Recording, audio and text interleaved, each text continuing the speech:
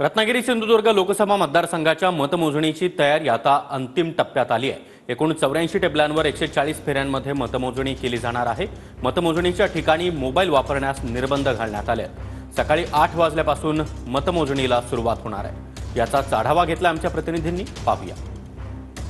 रत्नागिरी सिंधुदुर्ग लोकसभा मतदारसंघातील मतमोजणीची तयारी जी आहे ती पूर्ण झालेली पाहायला मिळते आहे। रत्नागिरी सिंधुदुर्ग लोकसभा मतदारसंघामध्ये 6 विधानसभा मतदारसंघ आहेत। रत्नागिरी राजापूर विधानसभा मतदारसंघातील 25 फेऱ्या, चिपळूण कणकवली विधानसभा मतदारसंघातील 24 फेऱ्या, सावंतवाडी विधानसभा मतदारसंघातील 22 फेऱ्या, तर कुडाळ विधानसभा मतदारसंघातील 20 फेऱ्या या ठिकाणी होणार आहेत।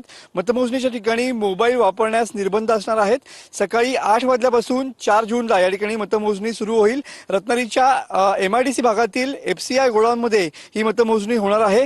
मतमोजणीची तयारी जी आहे ती या संदर्भात अंतिम टप्प्यात आलेली पाहायला मिळते आहे आणि प्रशासन पूर्णपणे या ठिकाणी मतमोजणीसाठी सज्ज असलेले पाहायला मिळते। त्यामुळे निकाल अवघ्या काही तासामध्ये येतील आणि त्यामुळे हाय व्होल्टेज लढत असलेले रत्नागिरी सिंधुदुर्ग लोकसभा मतदारसंघातील मतमोजणीचा निकाल हा अवघ्या काही तासामध्ये या ठिकाणी येणार आहे।